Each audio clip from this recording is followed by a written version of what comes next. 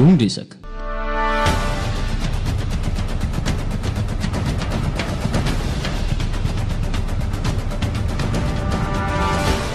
Manohatra ny arabata plasy toko vavy ary tonga soa indray eto amin'ny fandarana tondresaka izay arahantsika isaky ny alahady alina tahaka izao eto amin'ny TV Plus sy ny Radio Plus 100.2 FM manomerina ny arabanao ihany koa Abrahamrazafy. Mitondra ny araba ho an'ny Sibelan'Andriamazava ampitiavana lehibe no hitondrana ny araba ihany koa atsika rehetra mpanaraka ny fandarana tondresaka. Misa efatra trany ireo vahiny izay asaintsika Abrahamrazafy eto amin'ity fandarana ity somary niavaka ny androany alahady satria anankiroa be izao ny fandarana narahantsika teto amin'ny TV Plus Madagasikara no ny raharaham-pirenena moa zany no antony izay fisian'ny fandarana tondresaka anankiroa izay koa manasantsika trany tsy saraka amin'ny TV Plus Madagasikara amin'izao alahady alina izao. Vahiny voalohany nasaintsika atao anatin'ny fandarana tondresaka Ramatoa Valosoa Razafy Mahatratra mpakateny general ny CFM androso tompoko.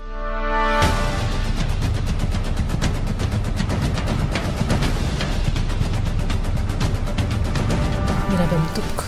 Miraba nareo ary miraba ny mpijery ny fahitalavitra. Vahiny faharoa izay nasaintsika ihany koa eto amin'ny fandarana tondresaka androany Andriamatoa Arjona Randriamalala solombavam-bahoaka mandroso tompoko.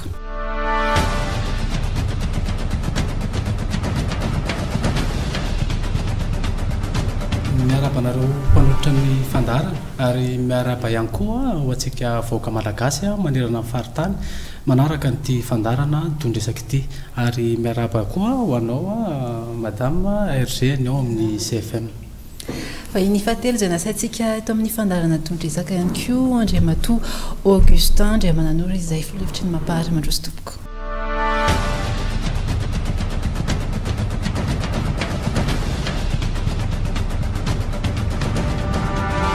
Ya dia fa miaraba anao Sibela Abrahamrazafy miaraba antsika rehetra ny tokantrano ihany koa manaraka izao fandarana izao ary miaraba ny namana izay voasy eto amin'ny sehatry ny tondresaka tompoko. Ary ny vahiny fahaefatra izay nasaintsika mba hampitona tsara ny resaka androany Andriamatoa Ery Raharisaina mpandritra ny espace de concertation des partis politiques pour l'apaisement mandroso tompoko.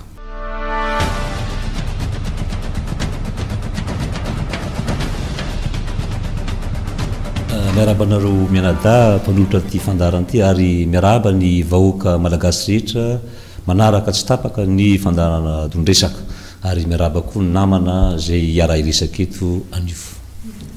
Voalohany dia mankasitraka anareo vahiny ihany koa nanaiky ny fanasan'ny fandarana tondresaka androany fantatra tokoa fa ny raharaham-pirenena dia mihazakazaka tokoa ny fivoarana toetra rà kanefa dia namaly izay fanasanay teto amin'ny fandarana tondresaka izay ianareo isan'ny vaovao nisongadina ny fahaterahana ny fihinana an-tampony izay nikarakarainy CFM tetsy amin'ny CCI Vato nanasana ireo antoko politika maro samihafa izay niafara tamin'ny savorivory moa izay tamin'ny zoma alina teo izay no isan'ny resana atao anatin'ny fandarana amin'ity androany ity resana ihany koa makasika ny didy izay navoaka ny fitsarana avy momba lalam-panorenana sy ny mety totoy ny raharaha manoloana izay fanapa-kevitra izay mialohan'izay no dia anaraka ity famitiana ity isika.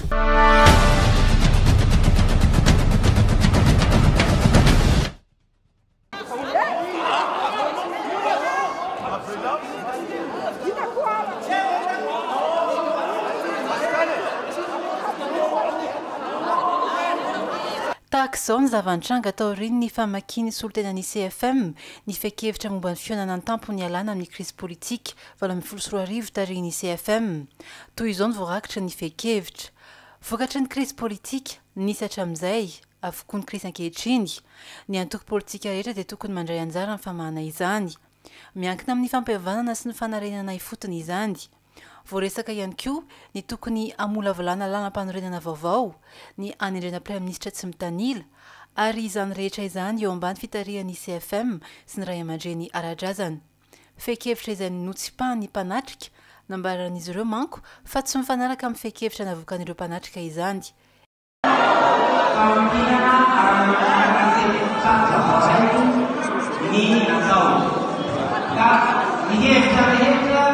Yang raisnai CFM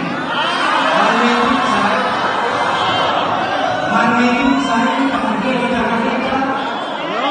yang raisnai CFM ada yang nilaza ny filohan'ny CFM maka Alphonse fa tsy ny CFM no nanendra ny olona nandrafitra ny fekevitra ary namarana avy hatrany ny fivoriana. Tsy misy na ny ray manakevitra ny hanambavantsika. Tsy misy ny hoe hanodikodina ny zavatra notapahintsika.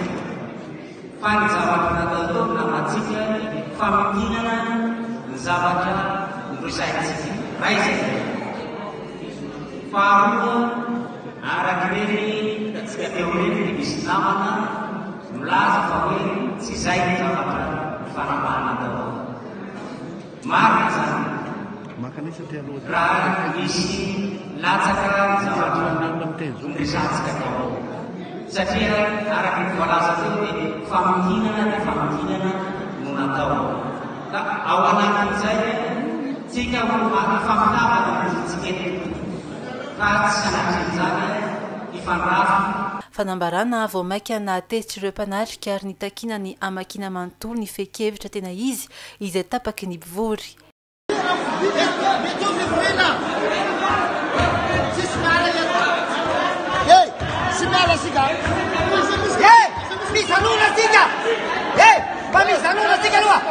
Nivoaka ny efitrano anefa ny birao CFM raha vao nanomboka ny famakiana ilay fekevitra faharoa.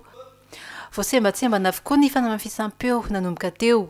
Nandeha ihany anefa ny famakiana ny fekevitra. Namafy ireo mpizaika anjanona teo fa nisy ny zavatra tapaka nandritra ny fivoriana tahaka ny fampetoana fotoam-pividianana amin'ity taona ity fa ny fampiarana ny accord politika no atao.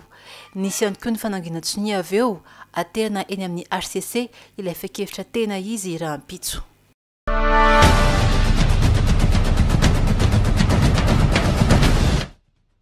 Eny ary iny no ronan-tsary sy fanadidinana hiditsika iangana ato anatin'ity fandarana tondresaka ity elaela ihany noho ny andrasana aniny fekevitra navoaka ny fionana antampony no karakarainy ny zareo anivony CFM iny. Nisy ny fanantenana tany ambolohany taty amin'ny farany ny arahana hitany zavatra tranga tsy nisy ny fekevitra tena nivoaka ary nivaingana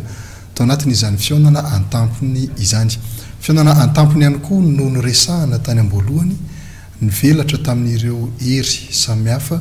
eto amin'ny firenena izany fionana tanterahany CFM izany. Izany hoe hatreto aloha zany dia mbola tsy nisy izay fifanarahana ara-politika na ny avy eo anivon'ny CFM na ihany koa avy eo anivon'ny FFKM izay no hitarika azy. Andrasana indray zany hoe iza moa zany no hitarika an'izay fifanarahana ara-politika izay satria dia manana hatramin'ny talata fa 5 ny volana jona ho avy izao ny mpanao politika hitondrana izay fifanarahana ara-politika izay. Raha tsy izay dia miatra ny didy navoaka ny HCC tany amin'ny faha 5 ny volana metany araka ny fanampam-panazavana noentin'ny HCC mahakasika indrindra moa ny fangataham-panazavana ihany koa nentin'ny mpisolovava ny filohan'ny repoblika sy ny filohan'ny antenimiran-dola ary teo ihany koa ny filohan'ny antenimieram-pirenena. Mitodika avy any amin'ny CFM avy hatrany fanontaniako hoe inona no nahatonga nyreny zavatra nitranga omaly ireny ary tsy nahitambokany izay zavatra tena natenaina isin'izay fifanarahana ara-politika izay. Ny mariako voalohany aloha ny namaky aniny fekevitra iny dia tsy ny CFM fa solitena iray tamindreo mpiantsehatra teo anivon'io fionan'io. Zay zany voalohany. Faharoa manarak'izay raha jerena ilay sary teo dia tsy iny akory ilay fekevitra ny vakina fa iny zany tsy fantatra hoe nivoaka avy aiza izy iny fa tsy iny ilay nivakina teo. Dia mazava ho azy fa tsy iny tokoa zany ilay nidiniana teo raha izay ilay izy satria ilay nivakina dia izay nidiniana teo fa famitinana ny natao. Ny fekevitra rehetra zany amin'ny tsipiriany dia voarakitra somatsara any anivon'ny mpitantsoratra ny CFM fa rehefa amaky moa zany dia tsy vakina daholo izy rehetra fa nataony famitinana. Ny zavatra tsara tsy pihana dia izao hoe araka ny voalazan'ny lalàna dia ny CFM no mitarika ny zany atao hoe fampihavanana firenena zany na le atao hoe réconciliation nationale. Ny lalam-pandrenona tamin'ny 14 zany efa akaiky 7 taona amin'ity amin'ny volana desambra no nametra an'izay fa tsy hoe zavatra voahaingana kely akory izy fa tena efa voalaza tamin'ny constitution teo aloha. dia ao anatin'le hoe fampihavanana andraikitry ny CFM ihany koa indrindrindrindra le hoe atao amin'ny teny vahiny hoe prévention et résolution des conflits zany hoe fisorohana sy famahana olana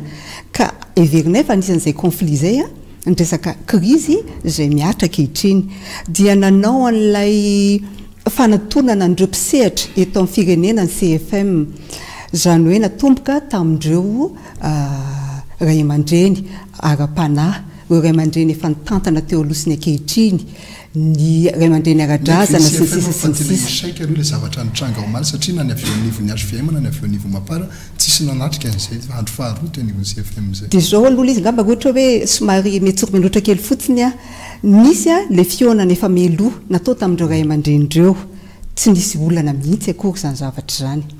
rehefa nivoaka ilay voalazan'ny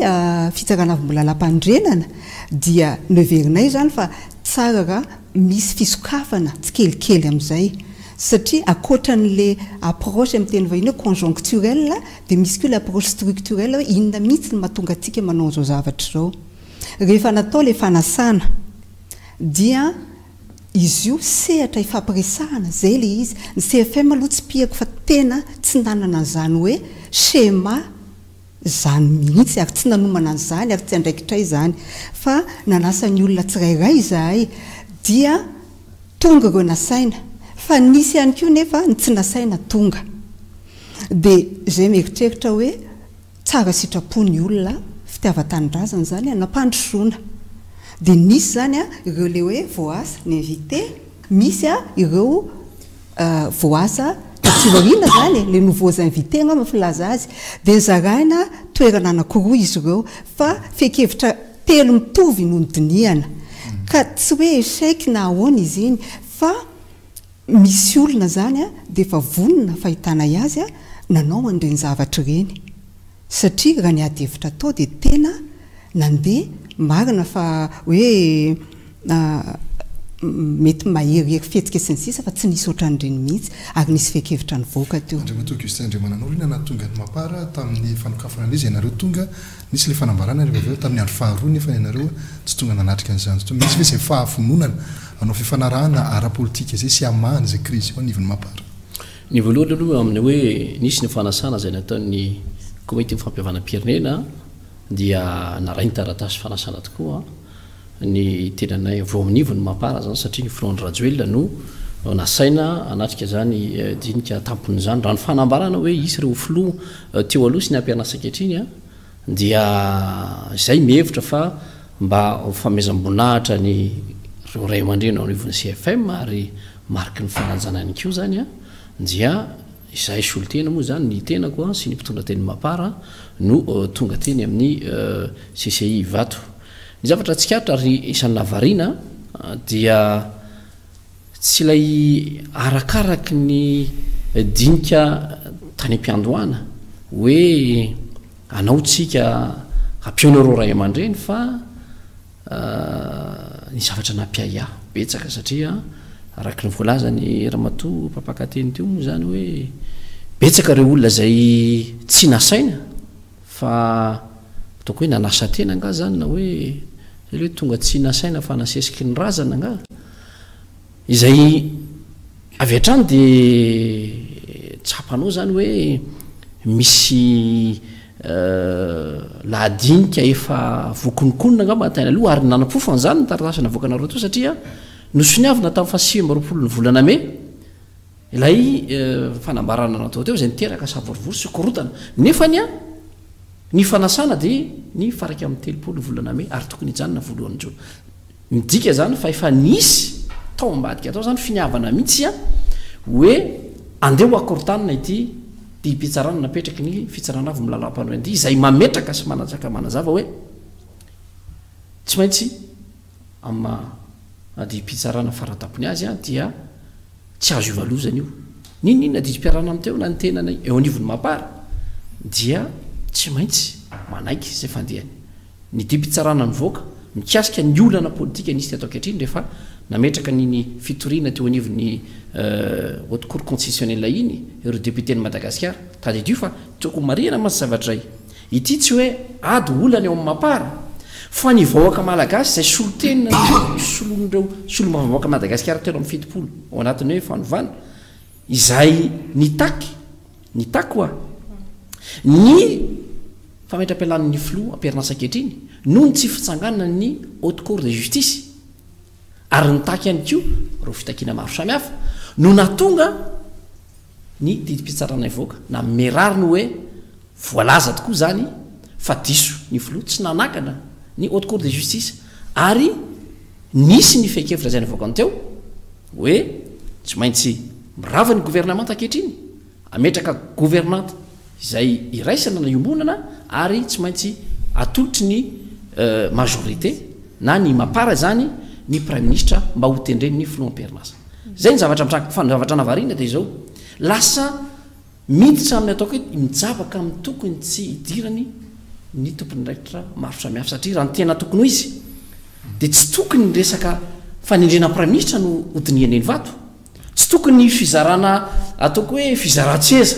eo anivon'ny gouvernement no zavatra hodinian'ny vato fa raha toka misy araka nyvolaza teo hoe olona tsara sitrapo betsaka ny olona atao firenena misy olona ny fandriam-pahalemany misy olona ny fampianarana sy ny sisa tsy manakana ny malagasy tsy ivorytsika hidinika zay mahaso ny firenena fa saingy kosa ny zavatra tsapatseny de hita hoe miazakazaka ny mpanao politika andeho any amin'ny hoe ahoana ny andrombahana fanjakana zay tsy mandeha amin'ny lalana fividianana izay mampara tompoko amafisiko ihany dia mitaky ny iverenan'ny ataoko hoe rary ny sinisy ny fampiarana ny andindalana fa 4-10 amin'ny lalam-pandrenana fandrena prime ministre ary indrindra irosoana angana sy malaky amin'ny fividianana itotoka tamin'ny andriamatoa erasaina tao anatin'ny sarina rahantsika teo dia ianao anisan'ireo nafana foa tena nandray micro mihitsy ny teny tao anatin'izay fionana izay nisy nambaran'ny vice président Augustin teny hoe miazakazaka satria mety isy fampiresahana fizaran-tseza any amin'ny tsy tokony nidirany tokoa hafa ny hoe resaka fanendrena prime ministre manahoana ny fandraisanao an'izay hitantsika ihany koa fa tsy lavirary tsy nisy ny zavatra tena nivaingana nivoaka tao anatin'ny fionana izay nitanterahanareo tao anatin'izay roa andro izay voalohany indrindra aloha mialatsiny amin'ny voaka malagasy fa reny fihetsika reny tena tsy mendrika mihitsy amin'ny voaka malagasy fihetsika tsy tokony avoaka amin'ny voaka malagasy nefa moa araka ny tenen'ny madama atao misy tsy voasa misy voasa dia tsy maîtriser tsony tao anaty renasaina zao fe ianao nahazo fanasana tompoko nahazo fanasana tsara zay dia mety tsy voa maîtriser le izy dia mahatonga an'ireny barofo isan-karazany reny fa ialako tsiny amin'ny voaka malagasy amin'ny fanaovan'ny sasany barofo li zany raha tonga tany zay moa zay ao anatin'ny espace de concertation des partis politiques pour l'apaisement et de l'unité nationale io espace io zany dia tsangana taorin'ny famoriny seni mpanao politika sy parti politika ary miaraka amin'ny société civile maromaro tao amin'ireo pavé tao zany ny tsangana le espace satria nisy fanontaniana telo nipetraka hoe inona ny tokony ataon'ny parti politika na mpanao politika mba hazahoantsika apaisement mialoha mandritry ary arinany fifidianana tamin'izay fotoana zay no nanomezany seni proposition daty anankitelo dia izay espace zany nanao analyse raha amin'ny mois d'août le izy dia inona ary tokony ataon'ny parti politique mba isinzay apaisement zay raha am'izao izy inona tokony atao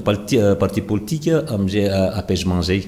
dia zay zany nisiny le espace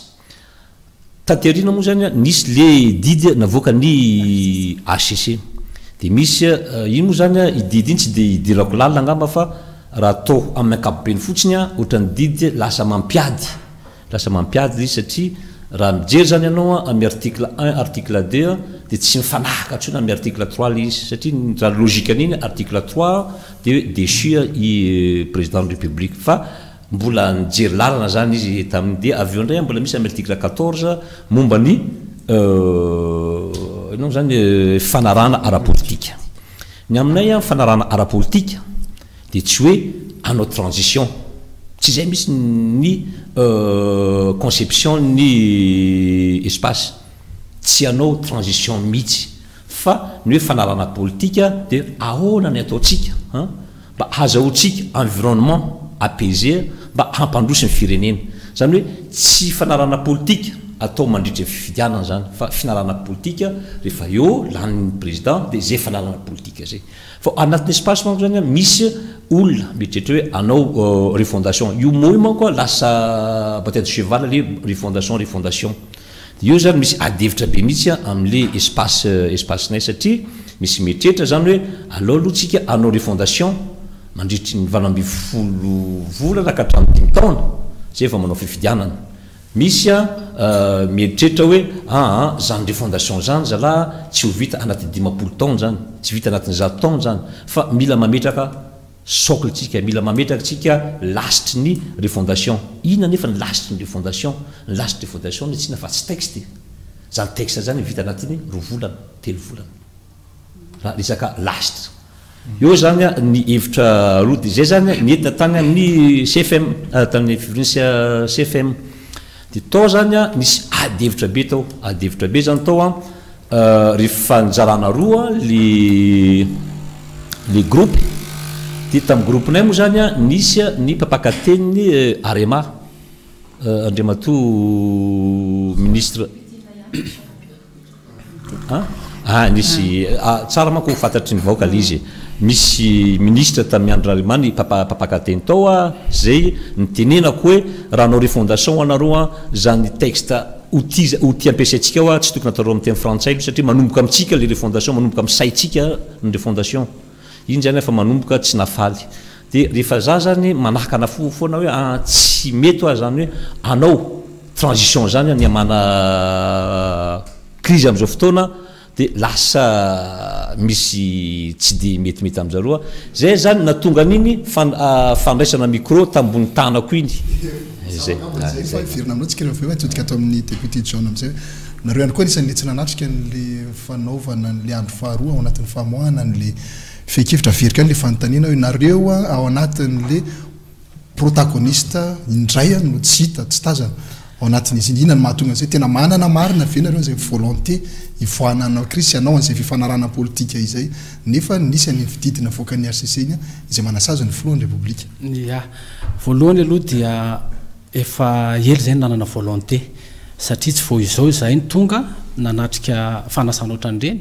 fa raha vao niantso voalohany FFKM dia anisan'ny tonga tany ny solotena ny solombavam-bahoaka zany zay tafiditra tao anatin'izany ny tenako 770 ary nanatrika indroan'izany fionan'izany izahay tamin'iny moa zany natao ataontsika hoe nandeha tsy kelikely zany ny fionana natao aloha fionana taty aminay dia avy koa nisy ny fanasana ny tary amin'ny solombavam-bahoaka 70 tary amin'ny ilany fa tsy 770 zay aloha tsara mariana tsara raha miresaka momba le fanasana omaly anisan'ny naray fanasana tokoa ny tenako ny andro voalohany ary ny tsara ny kabary fanokafana zany nataon'ny filohan'ny CFM zany ny zavatra raha ny fanasana voaraiko teo dia hoe réunion au sommet pour la sortie de crise politique de 2018 dikan'izany ao anaty le fampihavanana le izy fa tsy misy accord politique mihitsy zany ao tokony stipulé ato tsara zany raha ohatra ka hoe réunion pour l'accord politique dia afo zay fa ny zavatra hitako lesoka tamin'ireny zavatra nitrangy reny dia amiko le izy organisation aloha voalohany indrindra zany le organisation zany avy ato amin'ny ianareo CFM hitako misy lesoka le izy ary zay na tonga ny tenako tsy tonga ntsony satria efa fatapatatra ihany hoe ohatra ny hafahafa ty zavatra raha-pitsotira izao satria rehefa vita ny kabary famaranana iny sady fa misy mpanao politika anankiray manangatanana amin'ny teny miteny sady izy fa andraso aloha ampidiro zay tsy invité satria ny ho invitena daholo raha ny hevitreritry zareo zany ny vahoaka malagasy iray manontolo ary eto dia mampisososokevitra ihany ny fomba fahitako amin'ny mahasolom-bavam-bahoaka na mahavahoaka tsotra na raha ho anareo amin'ny CFM dia andao aloha ianareo andana aloha ianareo atsovy ny fiarahamonim-pirenena andana mihitsy aloha ianareo manao mission manerana amin'ny Madagasikara amiko ny fampihavanana dia tsy ny antorampitsamy politicien na mpanao politika fa mifampihavanana ilaina dia mila ampihavanana ny mpanao politika sy ny vahoaka mba hifampatoky zany zavatra hitako satria ny vahoaka efa maro ny tsy matoky tsony an'le izahay satria ny tena koa mpanao politika izahay mpanao politika zany maro ny vahoaka tsy matoky ka lasa tsy mipetraka tsony ny rafitra firenena tandalana ray rafitra eo amin'ny fifanajana anankiray ka any zany aloha tokony mission andehanan'ny CFM zany midina ifotony mijery mihitsy mifampiresaka am'ireo vahoaka hoe inona mihitsy ny olonareo vahoaka eo amin'ny reny a mpanao politika reny a de reo zany fotony raha tsy diso fitadidiako mbola tsy nisy satria za zao tsy haiko aloha mbola tsy nahinao CFM manidina tany amin'ny district tany amin'ny atsimon-drano misy anay a fa zavatra fomba fahitanay zany zay a tokony a miditra am'izay fa mpanao politika ne ka io zany tonga de mahitsy direct amin'ny teny mpanao politika de ampiavan'ny seza foana rehefa misy intérêt eo seza idivana eo de miavana ho azy reo fa le vahoaka sy le mpanao politika mihitsy aloha zany a mila ampiavanina de rehefa miavana reo a isany tokony hitarika ny accord politique zany raha fijeronareo anazy ny tokony hitarika ny accord politique de natonga an'le olana zany zany hoe reo le atao hoe tripartie reo de ny avany amin'ny 60 na deux parties zany ny 70 députés sy ny 79 députés manohana fitondrana fa tsy ny ASVM satria eo manko misy mametraka foana hoe le ASVM izy fa izay 79 députés reo a misy indépendant koa a misy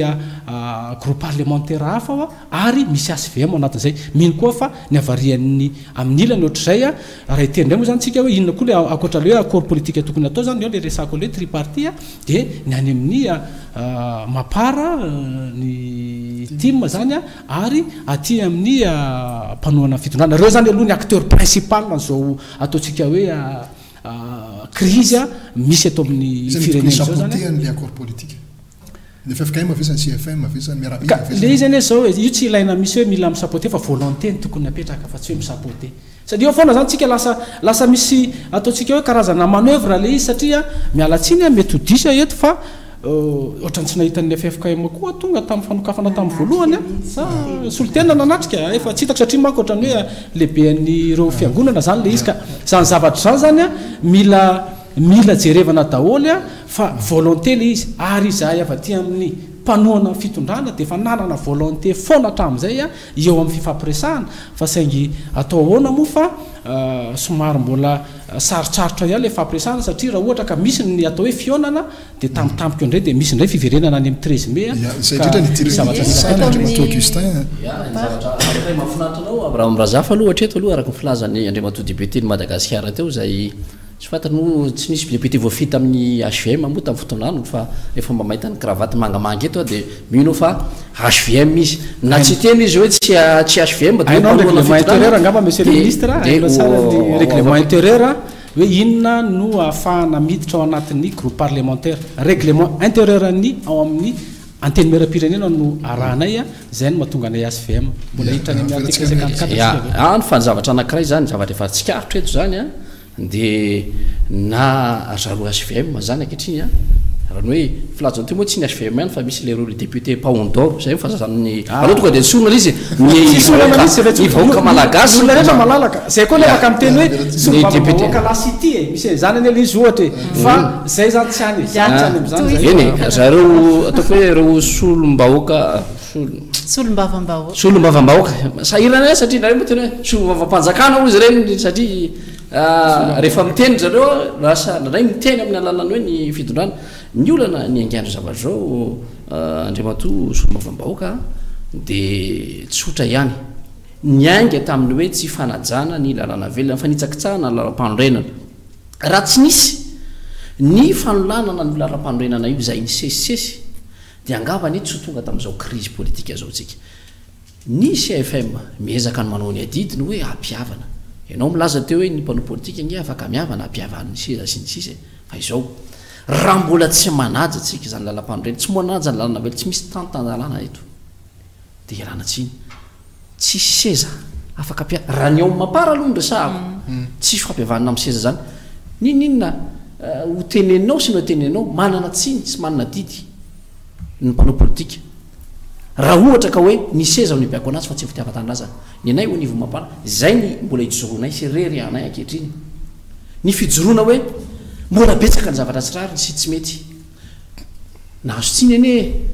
na ny mpomba ny finoana rajoelona hoe ianareo tsy mahay politika satria zao ny fanona politika fa miarahany fitondram-panjakana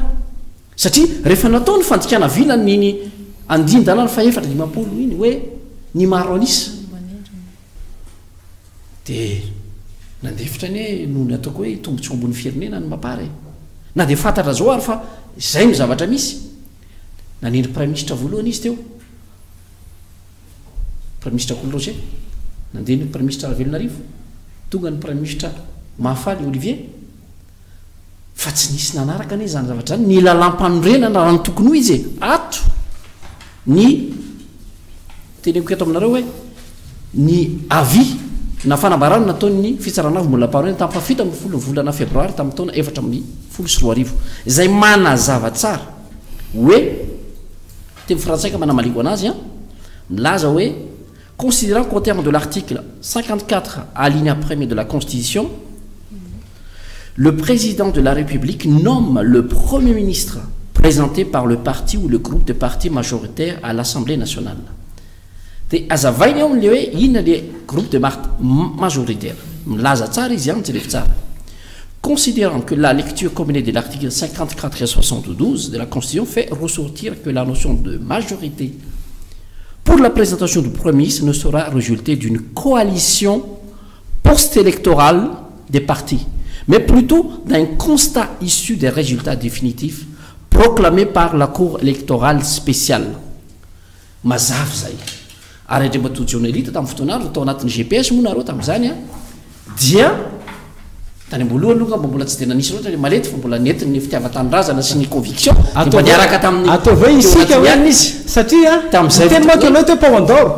fa isika hoe fa ngamba ny aloha tsika iverina kely amin'ny teo aloha fa tao amin'ny Pau-d'Or tamin'izany hafa le majorité fa rehefa nandeha le Pau-d'Or jeu de malady andaso aloha atao amin'ny Pau-d'Or adino le tena véritable notion zao isorana ny cour constitutionnelle isora koa vetivety monsieur alors ta tsika niona kaza atao hoe izay fa isika niaraka atao amin'ny Pau-d'Or ary tamin'izay Andriamatoa Cool Rosé nosolo tena avy taty amin'ny ASVM ary Andriamatoa président Yandry Rajoelina mihitsy ny tonga atao amin'ny Pau-d'Or tamin'ireny fotoan'ireny le natao fampihavanana voalohany tsika hoe fampahantany tadidinao tsara ngamba tamin'ny fotoan'iny atsika tsy iverina arina tsony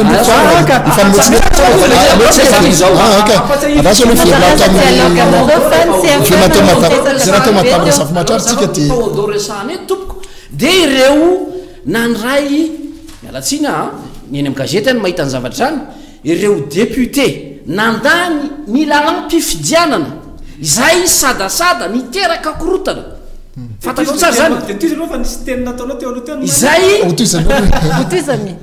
nahazo za tsy teny an'le tokony teny anao raha misy zay teny anao samy teny matratra satria matsara lasa dialogue aminareo le izy nisy tena tsara ongaisiko mihitsy ny fitenenana ngamba raha le mikasika ny CFM ny fampihavanana nisy aloha zany efa voalazako raha vao misy resaka hoe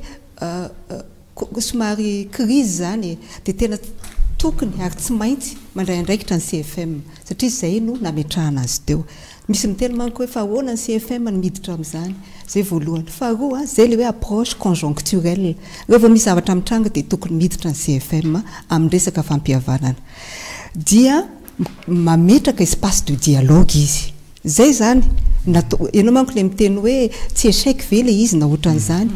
lamina beny marina fa hoe mafimafy ny adievitra fa na ny andro voalohany fa nokafana aloha ny andro voalohany fa tsy nisy hoe avy hatrany dia anao asana commission ny andro faharoa nandritra ny tontolon'andro tsy nisy zavatra nikorotana zany tao tsy nisy an'izany tao ary niraisina daholo ny hevitry ny rehetra dia tsy piako sahady mihitsy ary averimberina CFM fa tsy misy mihitsy na avy amin'ny CFM na ny loha hevitra ny diniana tao no hoe fanendrena hoe iza no resaka sezana Premier Ministre telo ny loha hevitra ny diniana tao anisan'izany le hoe ahoana ny fahitantsika mpiatsehatra ireo ny mikasika ny fifidianana mba hoekeny rehetra zany anisan'ny loha hevitra tao fa tsy nisy mihitsy hoe iza le ho atao Premier Ministre na gouvernement zay anankiray dia eo ihany koa le hoe approche structurelle monsieur le député manko ny teny hoe tokony midina ny fotonareo dia tena efa manao an'izay ary andraikitray ao anatin'le commission fananganana indray ny firenena refondation de la nation dia tena mandeha mihitsy ny CFM mitety any amin'ny rehetrarehetrany maka ny hevitry ny olona ary indrindraindrindra mametraka ny fototra hijerena zany fananganana ny firenena zany ny tenenako hoe échec mantsy le izy mba tamin'ny zava-mahatratra tsy nisy zavatra mivaingana fonga atao ny olona ny fekevitra tena misy mihitsy fa mbola tsy fantatry ny enfin ty zany le accord ny fekevitra tena misy a ary tena ilain'ny CFM mihitsy ny zavatra iny sy ireo le mpizaika atao tsy mpizaika moa zany fa ireo mpivory nanao fa fiona manina tsy ny CFM ary no namaky an'le fekevitra tena izy izao mantsy le hevitra tsy any CFM fa mba nieritreretinay zany hoe a ireo le namosaka ny hevitra no amaky azy fa le antsipirian'ny hevitra ny any anatin'ny dossier anay daholo hoe fa mekany CFM hoe nisy organisation tsy nety tao anatin'iny aloha ireo le zavatra korotana hitanareo teo a efa nifaranana na fivoriana dia raha tsy diso a fa tsy nanatrika an'le izy moa zahay zany fa hoe akatony io trano io dia zay no nisindreny savorivory be ireny fa atramin'ny fotoana izay nanaovana ny synthèse zany tsy nisy nininina mihitsy tao fa rehefa nivakina le synthèse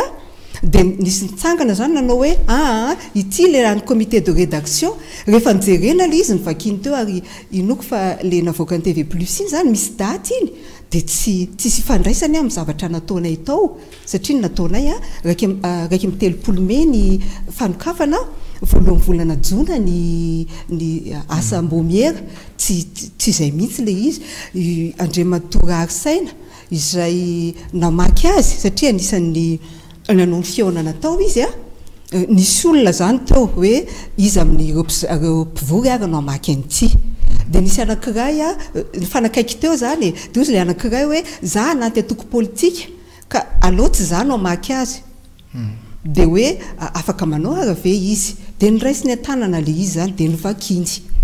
iny zavatra nivakiny iny tsy iny le misy voasoratra lazainareo teo iny aty aminay iny ary efa hozaraina amindreo nanao fivoriana le izy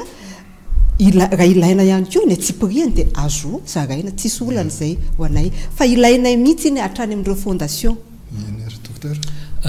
iny ary angamba valiko ihany na zany aty zany resaka CFM hoe échec sa tsy échec zay ny zavatra nantenainay dia hoe amoaka fekevitra momba ny fanarenana firenena raha tsy tafavoaka izy noho le fikarakarana na organisation misy mihitsy atao amin'ny CFM no natonga zay satria tokony trieny CFM tsara hoe reto ny olona nahazo invitation ka azo iadina hevitra teo zany natonga nale olana dia misy koa zany parti sasany efa manipule fa te manipule an'le zavatra dia lasa korotana izy bon ngamba zay ny momba ny CFM fa ndia zany sekiverina tamin'ny Andriamatoa solobavambahoaka zay zany hitako manimbatsika zay ary tokony miovitsika amin'izay fomba fijery zay manko aminay olona sy ny tany natao hoe olona sy ny tany zany dia mitsinjo ny tombotsoa iombona no an'ny firenena foana anao zany tsy ahita tombotsoa iombona ny firenena raha ohatra ka tsy manana fomba fijery politika vaovao entina amin'izany fampanosoana zany ka raha ozy monsieur le député hoe ny seza no mampiavana ny mpanao politika zay tsy rehefa le accord no eritreretinareo zany zavatra za mahitsy amin'ny teny ary zay vao nandray fitenena teo dia miteny hoe raisiko amin'za ohatry ny vahoaka amin'ny teny tsy nitondra satria sao dia misy interprété ndray hoe nentina valy amin'ny atoko politika anay na ohatra zany fa za kosa mahita hoe zao izy averiko le izy oa zay zay mahatonga ny miteny hoe mila manana fomba fijery vaovao nouvelle pratique politique tsika zao tokony amoaka an'izay tsika zao tsy tokony baiko ny seza raha manao politique tena sahanao ve miteny zany satria anao avec les mêmes politiciens non mbola misy ndray izy avec nouvelle collectif satria betsaka amin'ny mpanao politika zao araka tenen'ny Andriamatoa solobavambahoaka atao ny seza no baiko azy ary za afaka miteny anao mihitsy no acheté tsy baiko ny seza raha manao politique zay fa betsaka ny antso anay tamin'ity fitondrana ity zany hoe tsy andatsaka olona ilatsaka hofidiana zany nareo raha manana olona zany azahototra zany izy ny mpanao politika raha mpanao ao anatin'ny fifidianana anao no maka seza fitondrana zany fa tsy resaka accordna transition na 5 ans 10 ans no akanao seza zay ny proposition nakabiazany tsy marina zany tenen'olona tao fa voilà raha hitanareo iny le navoakanareo ny HAR tsisy zavatra iny fa ny vakiny autorité de refondation fa novakiny le mpitondra teny anankiray le izy misy tany efa voatsipitsipika mangamanga ary zany anipika le mangamanga fa mbola nivakiny en intégral foana le zavatra avy taria amin'ny Colbert satria zay zany mahita raha am'izao ity ve zany zao le ity zany zao le mivoaka avany amin'izy ty 29 mai ty tsy zany le tsy lavany amin'ny CFM zany ty fa le avany amin'ny Colbert von Colbert izy io zay nisao teneko hoe any zany zao ka zay le teneko izany tany amin'ny Colbert maninona manany amin'ny Colbert manaraka ny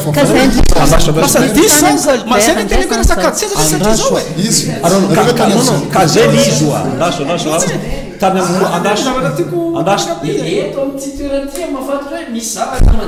misy tany Colbert fa tsy nampahafantarana tany Colbert tena mosatsy Colbert sy Pawondon izy nisy karazan'olona zany karazana parapolitika maromaro zay nitariany arema nitariany arema ka manino tony ampidirinao anatiny manimba le CFM maneno nareo anatiny zany satria nareo mivory de tokony efa hoe misy ordre du jour zany arahanao anatin'le izy de mivona nareo eto anatin'le Colbert zany zao zay tsy tanatin'le Colbert ka zay natonga le micro voasambatra tety amin'ny tanako le izy tia raha nanao science plénière zay de nitenya ny olona nitondra le fivorina ndriamatoa général hoe izy aminareo efa manana excuse na sortie de crise de ty zany nietreretiny Colbert o sortie de crise tatia amin'ny espace koa tondra misy groupe maromaro atao nitondra satria groupe samy mitondra isaky ny antoko politika iny zany de samy vakina to daholo oui zay zany fomba fiasa ary tokony zay zay mihitsy any natao hoe tokony consolidena zany iny rehetrarehetra iny de nanao za mbola mitodika any amin'ny CFM daholo zany rehetrarehetra zany ahoana fa zay fa zay fa ny olana de zao ty tamin'ny Colbert ty no natao natao forcine outil de travail zay tsy nekenay ary tsy nekeko hatramin'ny farany zay tany voalohany fianarana tokony anao réaction zay indrindra fa tany farany le izy le farany non tao anaty commission le zany tao anaty commission le zany zavatra mahavariana anao mantsika eto zay miezaka hoe ny zavatra voasantsika zany basé hoe misy hoe ametraka tantandalana atsika zany hoe misy reo androm-panjakana rehetrarehetra zay efa misy mijoro ankehitriny de manana ny toerany isan'ny voalohany reny androm-panjakana ray ohatra hoe ny haute cour constitutionnelle zay nanome namoaka didy amin'ny famaizana amin'ny fandikana ny lalam-panorenana atao ny filohan'ny république ankehitriny de rehefa monsieur le ministre marina fa efa lava be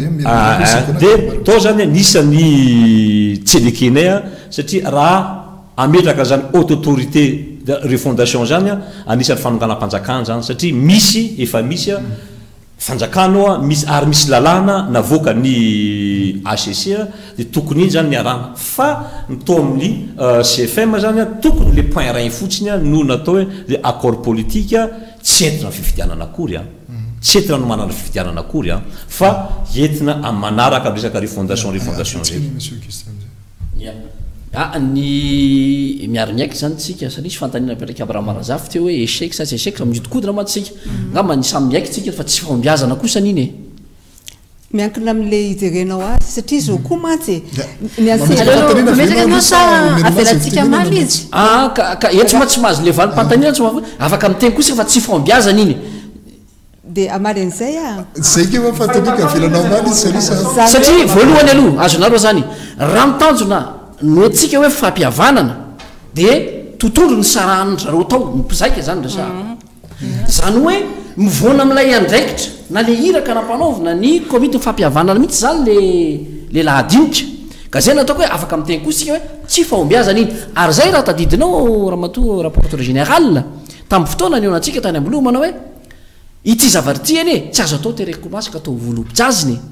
fa somary ohatrany variana any moa teny anina fanainy izy fa efa nindroso le zavatra zany tsy maintsy araka teo tsika tsy ifame vonahitra am'lisy izy fa ny zavatra mampanaelo a raha-pireny izy ty tsy tokony zany tsika anao aventurisme politique amin'ny zavatra ohatrotran'izao mba misy ataoko hoe efa fanambarana didi-pitsarana izay mivoaka tao a de mba samy mba toko mba miezaka zany tsirairay anajany zany ary tafiditra anatin'izany ny mpanao politika voalohany indrindra tafiditra n'izany sika rehetrarehetra sintsisy fa le zavatra mitrangatra io matsy a tsy afeko anareo a fa gaga ihany tena mahita tampotampoka ao ny général lehibe amin'ny filohanda manao fanambarana tampotampoka ozy anao fa misinina ary fa eo zany mapetraka ayaya le fitokisana am'le vahoaka sy le mpitondra very ny zavatra mamaky amin'ny vahoaka ary ny andrasany vahoaka malagasy raha makeny amikazana tena mbe folo menareo de ny mpitondra ny tsy misy na syndicat io na olotsotra io na ataoko hoe fikambanana maro samihafa io tsy ny aiky hoe efa mihoatra ny mety ny zavatra kehitriny tsy hoteneko eto ka le zavatra angatahandrareo any fa de sa mahafantatsika ina takiny io le andalanaandriamatoaka izy tandriamananoa nisy iny any fanampanazavana nangatany tany amin'ny présidence sy tary amin'ny sénat ahoana am'zay zany mety hotoy efa nanolotra n'le anarana venareo iza izy zay fanolorana anarana zay a iza le ho atolotra reo a ahoana ny mety hotoy any satria mizara telo ny mapara rano mapara iza ny anolotra ny mapara insa 2 fa na ianao raha mpanogasety ianao zao de voafitaka ry zareo am'zay hoe misy mapera mizara tsy misy mapara mizara telo zany mapara toko de anakiray statut anakiray efa nanolotra venareo ya efa nanolotra tokoa ny mapara iza le natolotra reo ary zay kosa aloha mba ataoko mba ataoko hoe mba tsy ambara telo zareo député zay satria mba voninahitra menareo tsy ama hoe maro fa filohelevitra nasionaly ny tena koa fa mba voninahitra ho andronao nga manambara amintsika hoe iza le olona telo natsotra fa ny zavatra fantatro de zao rehefa natototro zay tany amin'ny filohan'ny république dia nolaviny manana ny antony zay tsy hidirako manokana ako efa nisy lista zany efa tamy fa nilaviny de am'izao ataoko an'izao ka mbola mandrosony ny ezaka zany mba ifampidinihana maromaritra iraisana hoe raha ohatra ka tsy mety aminao oty inona zany mety lazayntsika mba hoe profil ve zany na hoe inona mety maromaritra iraisana tovizana efa misy am'zay ve tsika sady efa misy fifaminatonana ihany zany eo aminareo raha fijeriko anazy raha sy fomba firesaka zay tsy afena aloha fa manao ny adidiny ny mapara amin'ny hoe adidiny mapara manolotra ny listra fa ho an'ny filohan'ny république ankehitriny zay tompony antoka farany amin'ny fanendrenany olona io a dia miandro tsika io lasa mampanay ilo matsy de zao raha ny tokony ho izy a lasa ohatrany ambadiky voky izy ty endrasana hoteraka rariny sinitsiny a tamin'ny azoma no efa tokony efa nivoaka zany de nangataka hery zareo avy eo fanazavana avany fitsarana volambaparo eny de lavanana hoe tsy maninona ary fa hatramin'ny fahadimy mazava tsara fa talata izao amin'ny fahadimy volana jona no farany hitantanany gouvernement zany hoe tsy maintsy raha fa zany gouvernement amin'ny talata ho avy izao midika zany fa tsy afaka ilalao koa tsika io hoe tsy misy prémisy fa tsy maintsy manana ndraiky rasy manana eto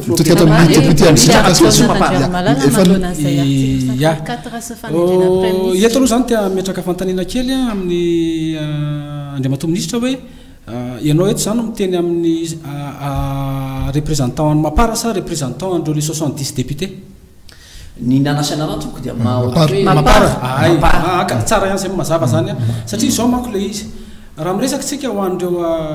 article 54 io a efa ino moa ny décision navoakany ACC zany hoe mivoaka avany am'le hoe CES izy moa mile mivoaka avany am'le CES a de misy 49 mapara satria mbola tsy nitsangana ny anteny mera-pirenena tam'izay a ny 49 mapara misy 21 timma misy ADN anakiroa misy araka isika anakefatra izy zay a ary misy atoko maintso sy ireo atoko maro isan-karazany raha izay no resahantsika de eto aloha te antany fa rehefa inona zany am'ireo 70 député reo le lalàna mety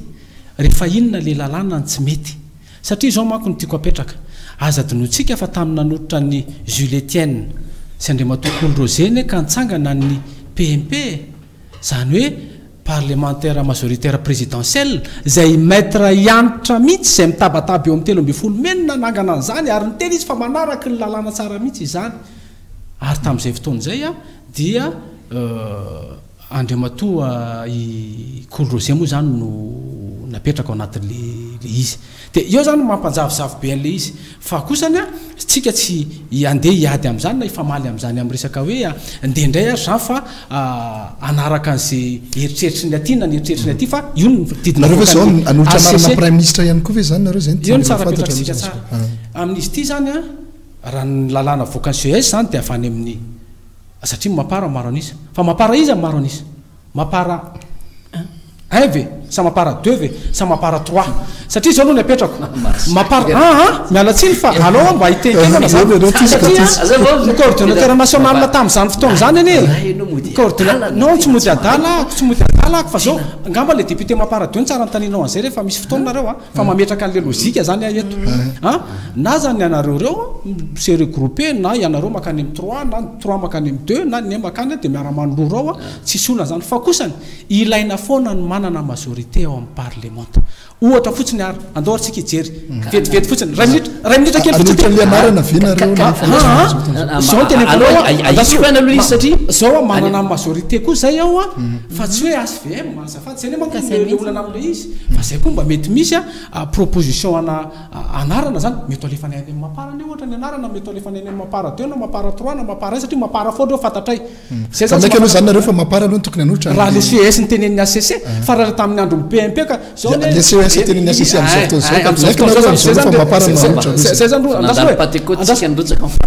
andasa aloha vetivety aloha fa ny ana zavatra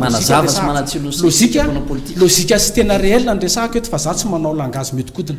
zao nefa tadidio fa tsy maintsy ilaina majorité ao anatiny io ny antony dia ity andohatsika anao zavatra kely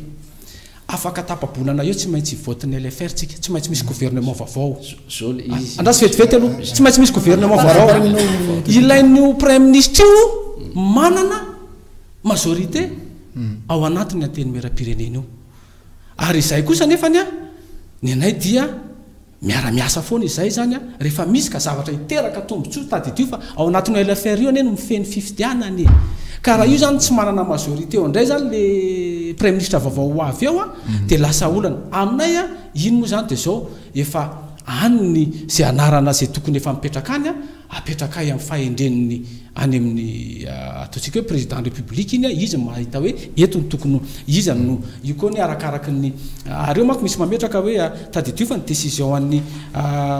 ACC raha mijeryntsika atao amin'ny article 14 dia sur une liste izy izy d'au moins 3 noms donc zany mety mbola plus io fa minimum zany io minimum io tadidio fa raha ohatra ka tany amin'ny constitution taloha io ao décision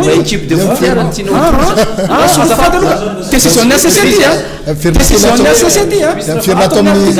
mavarina mantsy manaky velo anao fa zay décision nécessité atao amin'ty article 4 ty io anie izy fa za tsy mila hoe manaiky na tsy manaky io voasoratra zay voasoratra dia voasoratra fa zao azavaiko aminao mazava tsara ary iverantsika voasoratra zay voasoratra zay rehefa tsara rehefa nolazaiko tsao fa angamba le interprétation atao amin'le lalàna voalaza anaty izy hoe issu des résultats définitifs proclamés par la Cour électorale spéciale en faisant ressortir le parti ou le groupe de partis légalement constitué ayant déposé une liste unique et commune lors du dépôt de candidature ayant obtenu le plus grand nombre de sièges députés. En termes malagasy nazavaiko an'izay vetivety fotsiny zany hoe amin'ny CES texte any aty dia liste tadidiko tsara tamin'ny nametraka ny olona tamin'nyté tamin'ny mapara tokony tam'zany zany tokony manino tsy miteny tamin'ireny fotoana manino raha mba niteny contre maître iantra zay ene le nametraka PRMP nareo azonao zany enao tsy tao anaty moanao elako sy tsy tao anaty PRMP mihitsy PMP ay nasalasa zavatra fa mazay ny PMP CPS satria tsika ne resampa reny natositsika zany PMP natonga tsika izy lalina izao de juste ndrindra ny fatikana vilany fatikana diso Kasa mana interprétation andraholy ianareo dia zay ny olana mipetraka décision antive interprétena sa ianao isany direct manokana mihitsy anao taminay satria rehefa miakatra ao anatin'ny anao manjery tamin'izany andre matody journaliste sombavambahoaka zay tao anatin'ny giriazy dia nanitrikitrika hoe article 54 itino misy somary zay le hoe ianao nampivan'ny siège ianao tany fa misy portorance toendrasy satria akehitriny mazava matokona amoka tsy mazava avoaka malagasy tsy mazava avoaka malagasy le izy aloha niangatahana aloha zany mangataka amin'ny sombavambahoaka ny filohan'ny république indray zany hoe mangataka ny amin'ny RCC hoe iza marina manolotra ny prime ministre fa mitodika kely atao misy mbola misy mamparadreo mamparatao tsy misy mampara iray ihany mitodika atao amin'ny CFM ndraiky ahoana ny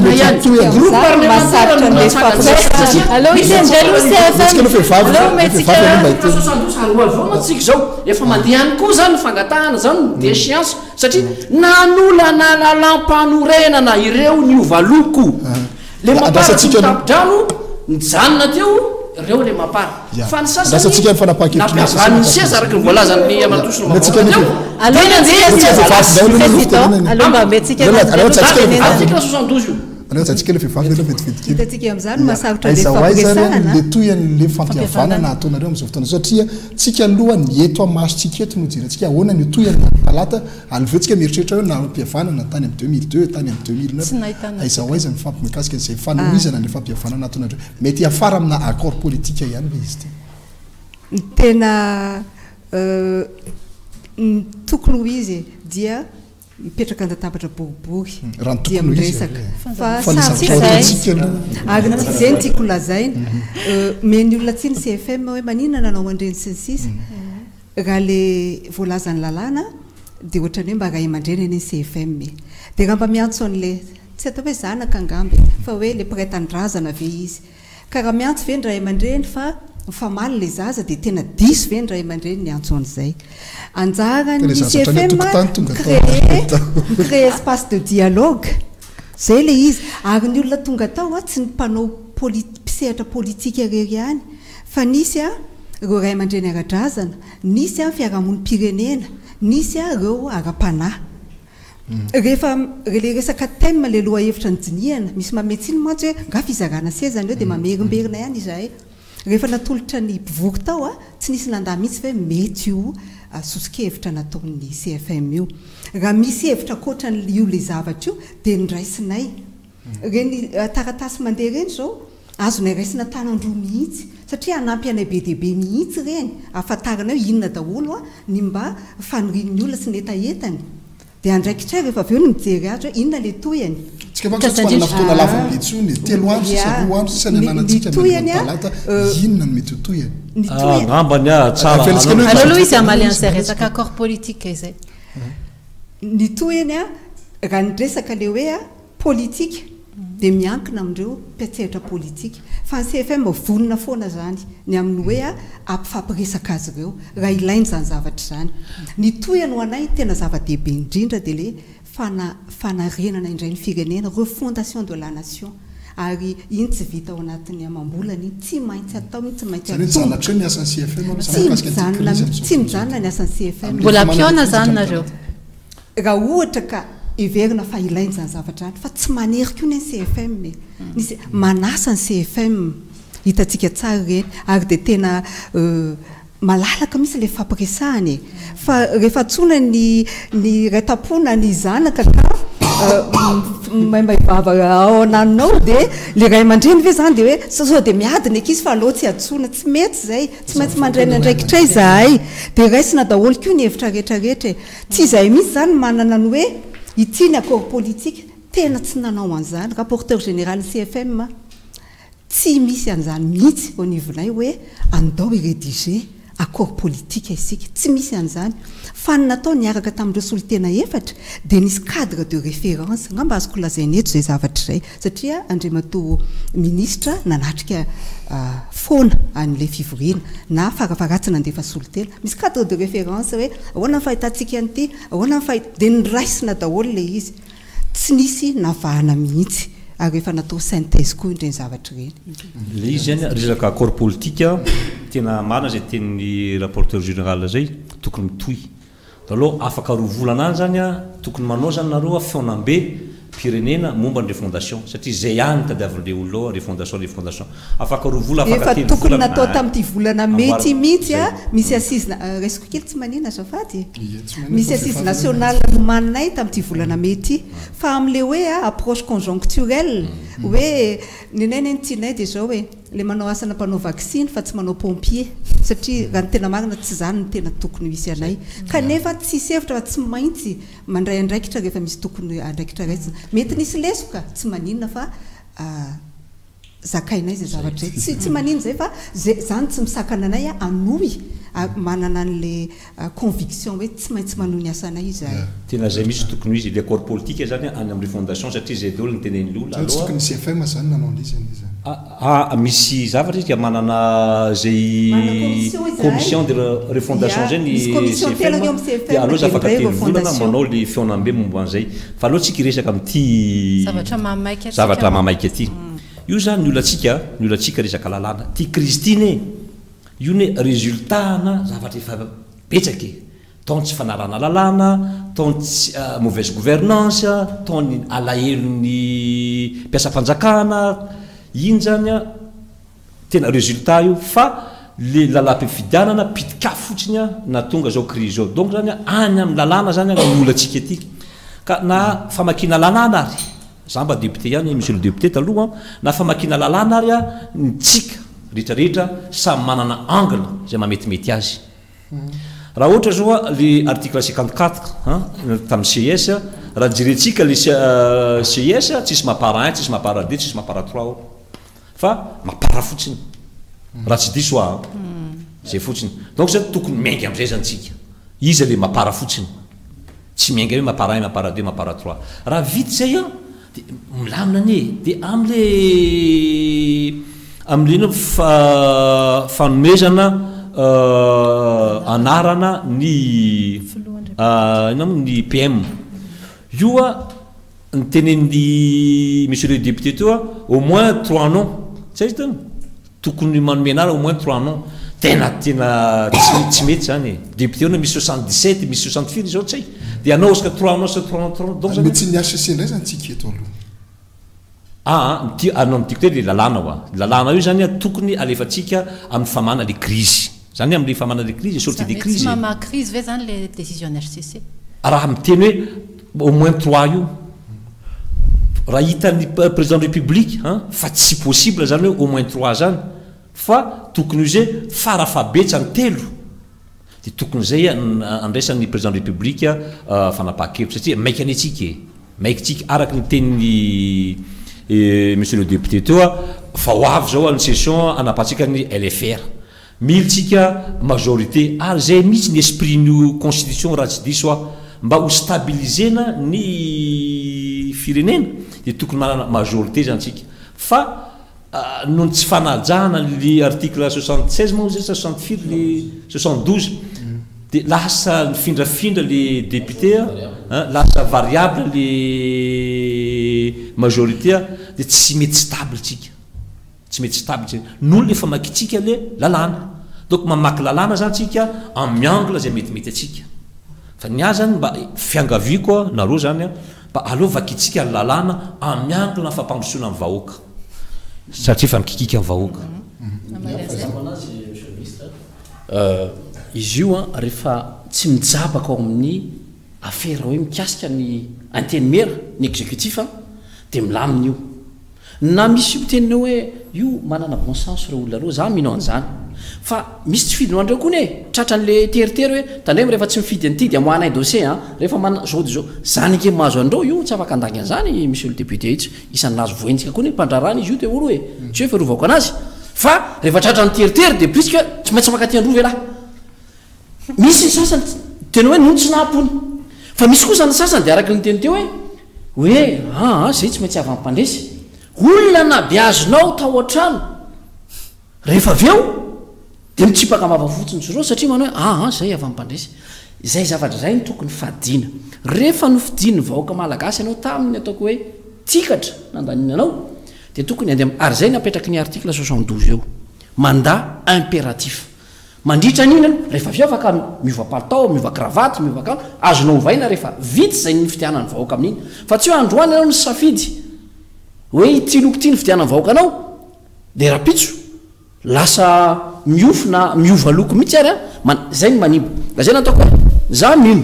fa mbola betsaka ihany eo anivony ny antenimera ireo solombavam-bahoaka ary isoraka nireo izy telo amin'ny fitopolo mianadao akehitriny zay nijoratra amin'ny farany tsy nanaiky betsaka nytambatabazana vola tamin'ireo betsaka nanaovana menasy nanaovana pression fa tsy nanaiky hatramin'ny fara fa nijoro izy hoe tsy mety ilalam-pivianana ty za tena mitena tsy mampara daholo reo olo reo betsaka ny olonao ary misy ara tena ataoko hoe mpifanandrina raha politika tamin'ny mapara ny tima tsy mamendratra amiteny amin'izany kanefa tsy hoe nampiavan'ny seza fa nampiavan'ny fitiavan-tanindrazana ny ampavan'ny hoe tsy mety kosa raha ohatra ka hoe lalam-pividianana anilika ny ranona sy ranona no aperaka tika eto tsy mety raha lalam-pividianana afahantsika manao osoka fahobe satria mitondra fanjakana ianao manamampiatra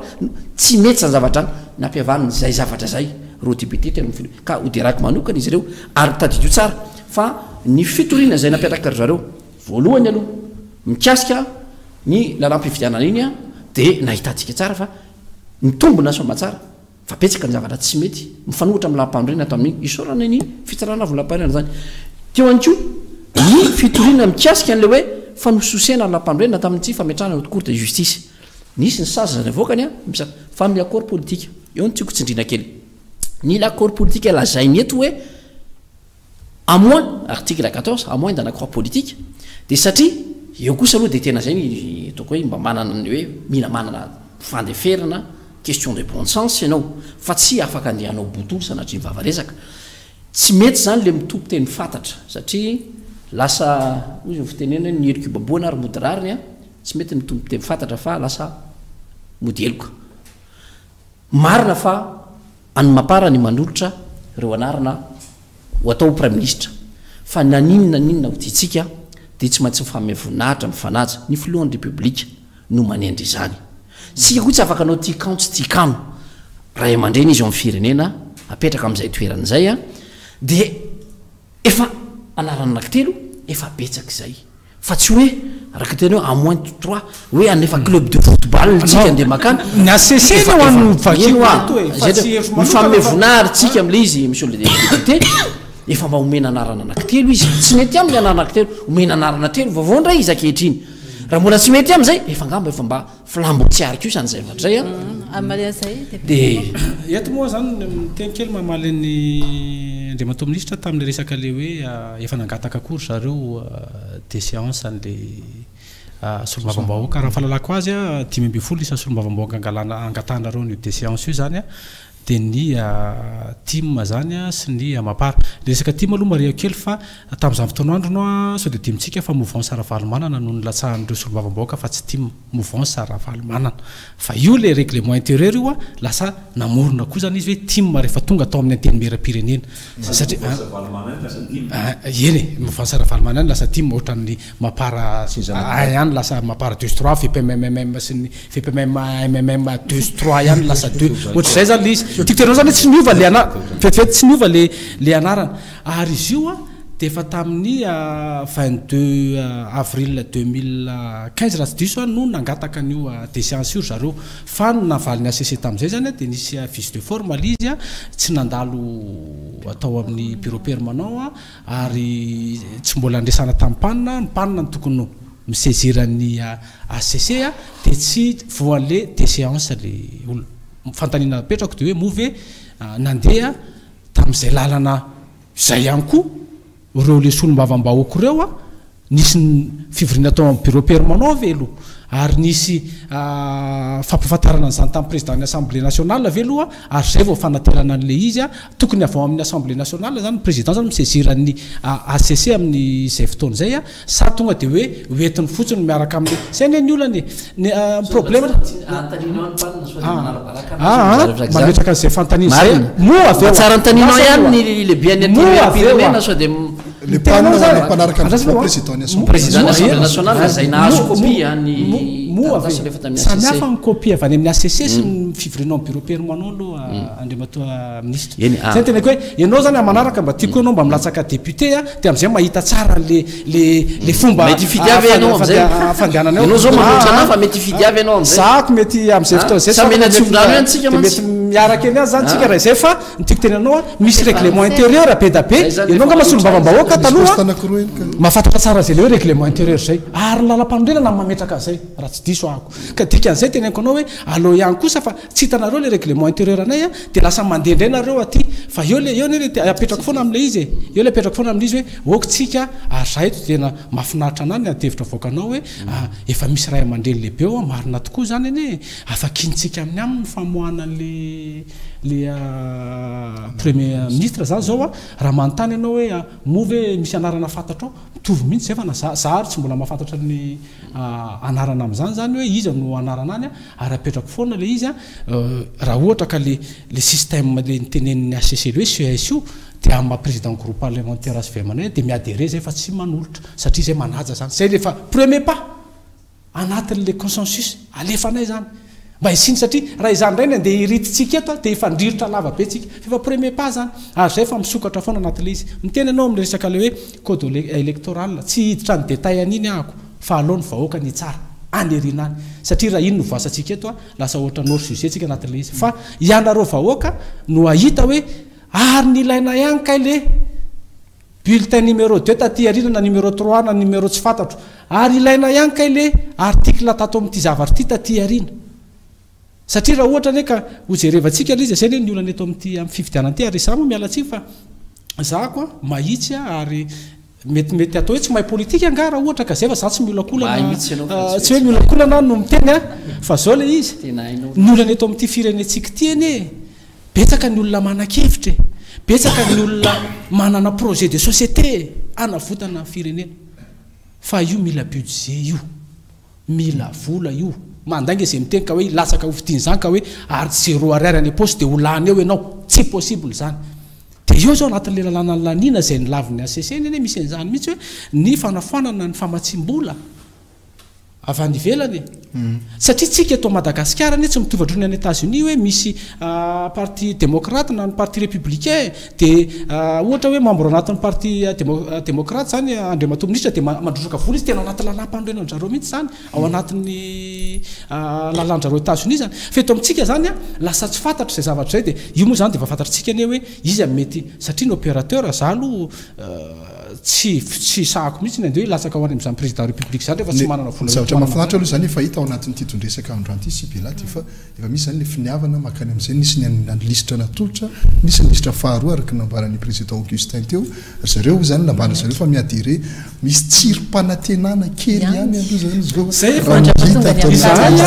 hitantsika mikasika ny amin'ny talata zahay zany efa sokatra foana za zany tsika eto ametraka satria zao no avy le firenena mihitsy ny olana ny anay a de tsotra be izay de anaraka lalam-pandrenana mitondra any amin'ny fifidianana zay tsy manaiky ny transition lava be koa ary zay koa nefany a tsy ataoko hoe miditra any am'izany hoe fifidianana tsy manaraka ny lalam-pandrenana zany ka alao zany iny andeha resiko famaranany zay temina zay andriamatoa solava-mahoaka fa efa mihoatra ihany koa fotoanantsika sibela iato mazatra de ometsika ary amin'ny travy a izy ireo hitondrana afatra ho atsika ampijery amin'ity alina ity atombotsika ato amin'ny andriamatoa irarisaina sibela tena tsy nahazo firy minitra mihitsy misy zay fa izy reo lahy tena mitondresaka tato ny azany mba avoasina micro indray androany ny azany mba fanirinay mba isiny fiovana fanaovana politika amin'ny tany sy ny firenena raha aloha zay hitatsika am'izao fotoana nirosondra raha-pirenena tena miasarotra iny hitatsika iny any fanambararana ataon'ny miaramila ohatrany hoe nandrahona am'le hoe situation d'exception zay mizara telo izy io ohatra nanahirana ihany ka ny azy zany sosikevitra amin'ny mpisetra politika zany aloha mba ivan'le le crise aloha aloha haratsika ny lalàna zay navoaka ny ACC raha izay ny fifidianana ane zay nataony daty telo zay nyproposé ny CENI de manaraka lalam-panorenana daholo de za zao efa nyteny koa ny ACC mila manao fifidianana anticipe koa izy donc lalàna ray koa zany zay fa ny olana fotsiny angambany eto de hoe ahoana ny hanadiovantsika ny tontolo mpifidianana na environnement électoral satria io zany a no tokony asan'ny mpanao politique io mba azahoana apaisement avant pendant et après mba ikendrehetra ny fifidianana io zany a tokony mbola io zavatra ila koa manao zany satria mety texte liste électorale ahoana marina fandehany ahoana ny fandehany bureau électoraux de ahoana ny firafitry ny seny azo ampidirina anatin'ny firafitry ao anatin'ny seny ve ny solotenany candidat rehetrarehetra mitroa de inona ny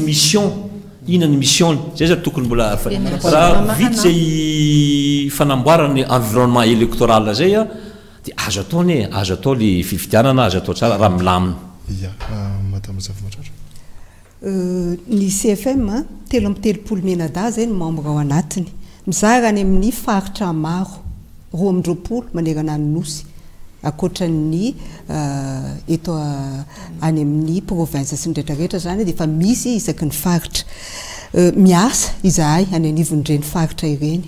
ntiako lazaina amin'izany de izao na ny tenako tonga eto zany rapporteur général CFM raha misy zany a amin'ny asa ataonay any anivon'ireny faritra ireny na ohatra ny zavatra nylazaiko teto everitsika hoe misy tsy de anina loatra tsy tokony itenenantsika zay hoe tsy ilaina ny CFM satria zao aoka le zava-misy ankehitriny tsy anakona an'le tena iraka be ampanovana ny CFM de ilay fananganana indray ny firenena tena zavatra goavana be io ary rehefa jerena ny tantara tsika tsy zovina amin'izany tsony tia krizy miverimberina amin'ny fanakaiky sy memafy ty misy zavatra ratra fery tena mioripaka lalina ary rehefa jerena ny tantara remontena ozy amin'ny teny vahiny efa mety ohatrany amin'ny andro fampanjaka ary zany zavatra tsy maintsy fongariny zany a misy miteny hoe azaka tiana fa aloha atoritory any tsy mety zay raha tsy zany tsika tsy tafavoaka mihitsy atao ahoana ny iafarany taranaka faramandimby amin'izany asa goavana be ataona izany misy telo ny vomiera fa anankirengeza be io fondation io de manezaka izay mifampitantana amin'ny olona rehetrarehetra ary misokatra amin'ny olona rehetrarehetra anisany nanomezana tsiny anay zay hoe nahoana ny reny no saina fa olo-pirenena daholo reny aloha mba inona ny feoany tsy manino zany tsy manapaka mihitsy zay ny fifandraisana ary manatona foana ny ray aman-dreny ara-panahy ao ny FFKM reo ray aman-dreny ara-drazana reo olobe ary ao indrindra koa ny fiarahamonim-pirenena misy plateforme mingeza be izy a zay tsy mitsahatra ny mifandray aminay le rangamba aloha raha hoe le resaka CFM de ngambany mety daholo natonareo fa organisation le izy organisation le izy tiako apetraka kely zay a ary ny amaranako azy moa de izay indrindra efa ngambany ataoko hoe efa betsaka izay ataontsika hoe adihevitra lalina ara-politika ny fifampitenenana ngambany tsy antsontsika ijery hoe izahay marina na izahay ny diso fa andao ary samy maneky daholo fa nisy zavatra tsy mety tao ohatra ny vilamy mitongilana io a zay tsy mety arenina ao anatin'le izy zany ka tiako atongavana de ino moa zany mino fa efa tonga any amin'ny andriamatoa filoham-pirenena ny zay anarany efa natao any ary olokendry izy ary nametraka an'izay fahendreny zay foana hatramin'izay ka matoky fa ivoaka tsy ho ela ary rehefa hitsangana eo koa io gouvernement io de tena gouvernement tsy teny hoe gouvernement de combat indray fa gouvernement de défi mihitsy mba hitondra any amin'ny fifidianana moa satria zay no fampiresana fa ny fanirina de hoe andao resika andeha ho any fifidianana mirindra fifidianana milamima ary zay resy tsy akoraina zay maharesy tsy hobiny zay ngamba eto amarana ngamba de te hipetraka amin'ny toeran'ireo zay vahoaka malagasy manatrika zao fandarana zao ny andrasan'ny vahoaka malagasy amindreo mpiatsehatra politika indrindra ny tompany ndraikitra zay misy ankehitriny de hoe efa betsaka loatra lay fery ratra teo anivon'ny tantara noho ny tsy fitokevitra noho ny fanaparam-pahefana be loatra fanaovana tsindry azo lena ary mitaky ny vahoaka malagasy ankehitriny ny mba hafahantsika mamarana zao cri zao mifamaranana zao cri zao dia tsotra ihany ny famoahana ny datim-pifidianana izany hoe tsy maintsy ataontsika zay petrahana zay gouvernemanta vaovao tsy mitanila ahafahan'ny rehetrarehetra mandray anjara mba isy fifidianana mirindra manara-penitra ary tsy manilaka ao anatin'ny fenitra demokratika zay ny andrasan'ny vahoaka malagasy ankehitriny fa ninona ho tenentsika ho atao ho avy ny mpampiavana resam-pirenena ny sadeky ny sinisisa anao tsy amarana ny krizy ny zavatra zany za zany zavatra mba faniriko dia tsotra engane satria tsy elakory zay ny pentecote mba hirotsaka amintsika rehetrarehetra ny fanamasina indrindra ny filohan'ny repoblika ka dia mba tsy hijery tsony izy hoe mba tombontsoa ambony firenena no ho apetrany fa dia mba ho apetrany eo zay mety olana sy mety disadisa tamin'ny mapara na tamin'ireo mpifanarana politika aminy fa dia hipetraka ho tena ho ray aman-dreny tokoa izy ka zay mba hanarana zay mba alefa eo ne tsy adivarotra nay ty fa mba jereo amin'ny zay elapela ely ataoko hoe elanelam-panazay mamety anazy eo satria tena fa tafiditra latsaka ao ny firenena zay ngambany fa dia makasitraka ny CFM ihany koa tamin'ny ezaka zay nataonareo mba miezaka ny mampiavana tompoko niary mampiarina trany ny fankasitrahana vahiny any araka ny azevitra andro ato eto amin'ny fandarana tondresaka amin'ny sivy-jona mafizaontsika Abraham Razafy hiakatra eo amin'ny fampalam-bavao izay indrindra no any an-tananay anareo mpijery marobe makasika ireo fantaniana malina makasika ny fandarana tondresaka marobe manko ny anareo manontany toy ny ahoana ny fisafidiananay vahiny eto amin'ny fandarana maninona no latakizao foana no atsoanareo afaka apetrakareo aminay zay fantanian'izay ry oazany Evalina amin'ny fahasivy ny volana jona izao ary alefaso amin'ny tondresaka@gmail.com ao no afahantsika mandefa izay fantaniana manitika atsika rehetra makasika ny fandarana tondresaka izay asitrana feno araraka izany ianareo mpijery marobe mpanaraka ny fandarana ary manasantsika tsy saraka hatrany amin'ny TV+ Madagasikara. Firma tompoko.